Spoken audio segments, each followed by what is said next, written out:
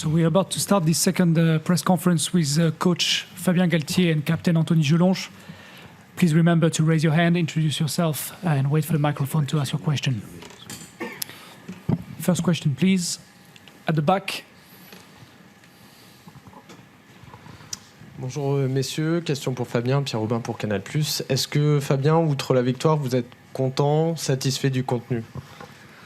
On est tous d'accord, je pense que en premier, la victoire est importante quand on voit le scénario du match où on n'arrive pas à contrôler ce match et à prendre le score. Ça a été difficile nerveusement, psychologiquement pour les joueurs qui étaient sur le terrain, qui voulaient bien faire, qui mettaient beaucoup d'applications, mais en face il y avait une équipe d'Uruguay qui a su nous contrer, nous poser des problèmes un peu partout, dans tous les secteurs du jeu.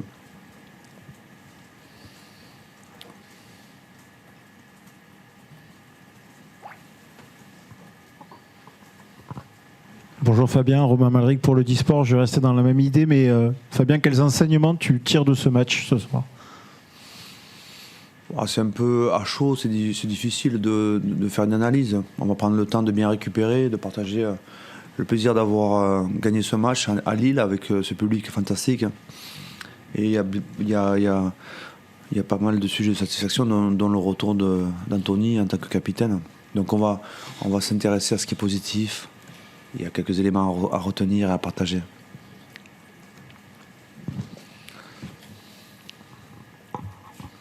Bonsoir, Romain Bergogne à l'équipe. Est-ce que Fabien, vous avez compris l'arbitrage en mêlée sur ce match ? Je me permets pas de parler de l'arbitrage parce que dans notre sport, c'est vrai, il est une partie tellement importante de la performance que je pense que l'arbitre a envie que ça se passe bien. Je pense que nous, on essaie de faire en sorte que l'arbitre nous comprenne et puis de bien connecter avec lui.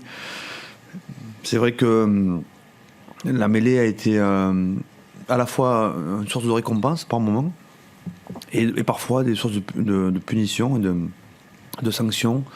On reprendra tranquillement les bases et on regardera les points d'amélioration avec William.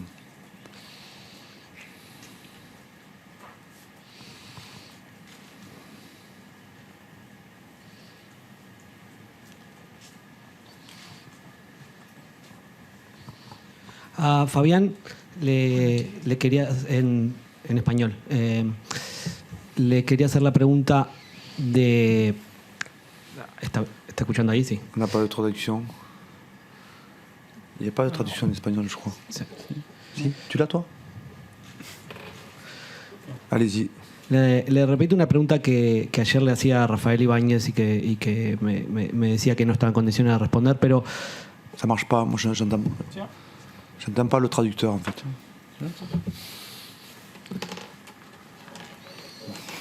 Allez. Le hago una pregunta que ayer también le hacía a Rafael Ibáñez, que me decía que no estaba en condiciones de responder, y es Uruguay acaba de venir el entrenador y el capitán y dijeron un mensaje: necesitamos competencia ante los principales seleccionados del mundo. En 4 años Uruguay solo jugó un partido contra un equipo tier 1 que fue Italia.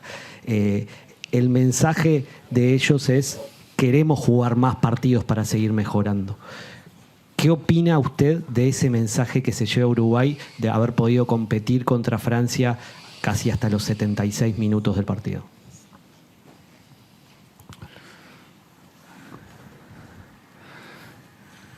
C'est vrai, on est d'accord avec vous.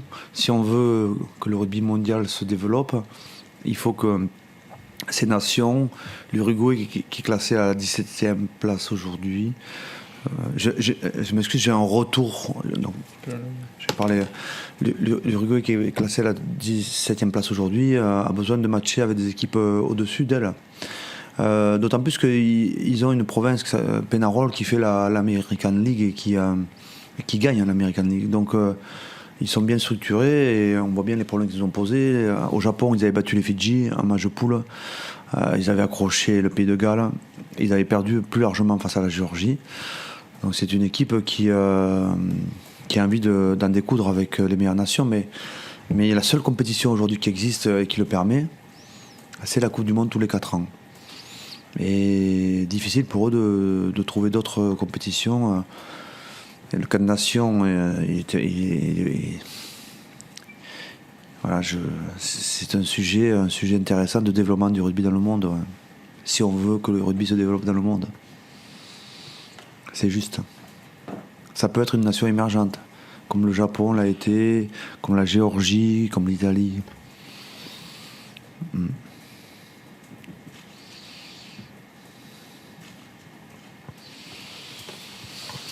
Fabien, bonsoir au fond. Wilfried Templier, RMC. On parlait des choses, de satisfaction, des choses comme ça. Je sais pas, moi j'ai eu l'impression de voir le match le moins maîtrisé peut-être de ton mandat. Je sais pas si tu as cet œil-là, peut-être pas. Mais comment tu expliques je sais pas, ton œil de technicien, tu as dû quand même voir beaucoup de choses qui t'ont pas plu ce soir. C'est le 41e match, donc il faudra revenir en arrière et analyser tous les matchs pour répondre bien à votre question. Mais bon, ce qui est important, c'est la victoire. Nous, vous savez, ce que je dis aux joueurs, gagnons le match. On n'est pas là pour faire des démonstrations, on n'est pas là pour rendre des copies propres, entre guillemets. Notre ambition, c'est gagner les matchs. Et donc, le premier objectif a été atteint. Ensuite, je pense que s'il y a de la frustration, elle est plus chez les joueurs. Parce que nous, on a envie qu'ils s'amusent, on a envie qu'ils jouent, on a envie qu'ils soient heureux. Et je pense qu'ils ont ramené le contrat à la maison, gagné. Et je pense que peut-être on n'a pas eu le temps de parler, mais ils sont frustrés. Mais respectons l'adversaire.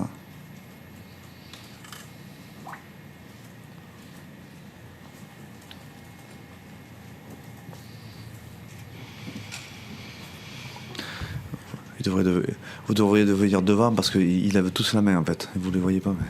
Fabien, bonjour. Grégory, l'auteur pour la République des Pyrénées. Est-ce que vous voulez bien partager votre regard sur la prestation d'Antoine Astoy ?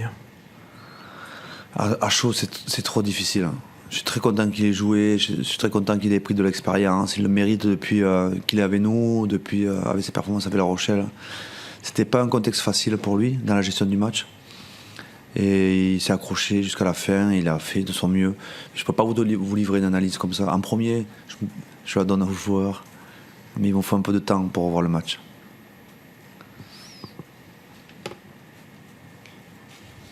On va aller devant, et après au fond là-bas. Venez devant parce que on les voit tous. Bonsoir, une question pour Anthony quand même. On aimerait savoir ce qui t'est passé au travers de la tête avant le match, quand tu es rentré sur le terrain déjà, et en espérant que le contenu n'a pas un peu tout gâché. Non, j'étais très heureux de pouvoir refouler la pelouse, revoir une ambiance telle qu'ici à Lille, c'était exceptionnel pour moi ce soir. Et je pense que ça m'a bien libéré dès le coup d'envoi d'avoir un ballon, de toucher un ballon, d'avoir le premier plaquage à faire. C'est ce qui m'a libéré. Et maintenant, je suis prêt à matcher. Et voilà.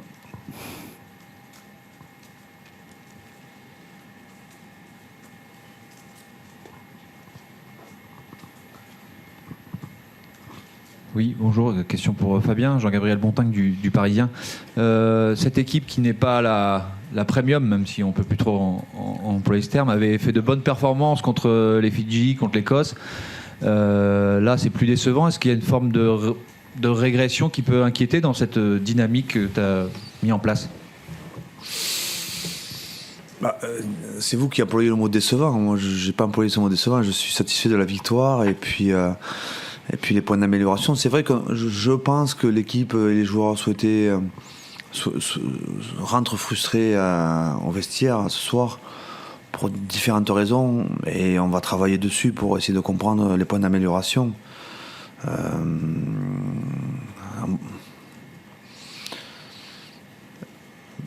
Je pense que par expérience aussi dans le rugby en général, les matchs il faut les jouer. On peut parfois, si on a, notamment sur ce type de performance où on ne connaît pas l'adversaire, où on ne sait pas comment il s'est préparé, on avait bien sûr préparé le match, mais on peut être surpris et désagréablement. Donc je pense qu'on a été gêné par l'équipe du Uruguay qui a bien réalisé son plan, mais à la fin on a gagné. Donc on est quand même satisfait.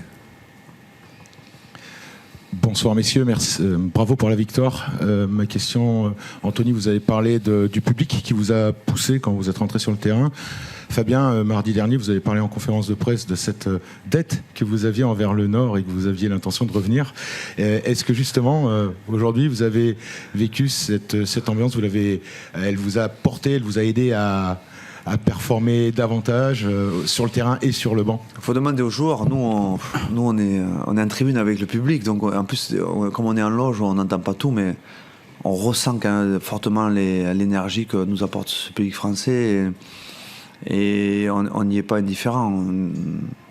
Et c'est vrai que c'est bien, c'est très heureux d'avoir joué dans le Nord, entre guillemets, des territoires où on ne joue pas souvent, où il y a moins de licenciés que dans notre région. Et si on veut aider le rugby à se développer, et puis surtout nous continuer à partager autour de ce sport, c'est très positif. On va aller au fond, au centre s'il vous plaît, puis au fond à gauche. Oui, Philippe Lafont, France Télévisions. Anthony, j'ai une question à te poser assez simple. Est-ce que vous avez été surpris collectivement par l'impact des Uruguayens, leur façon de vous bouger sur la ligne, ce qu'ils ont réussi à vous empêcher de faire? Comment vous avez vécu ça? Ouais, c'est vrai qu'ils ont mis beaucoup d'agressivité sur ce match, sur cette première mi-temps, mais je pense que c'est nous aussi. Nous, on était un peu près des lignes.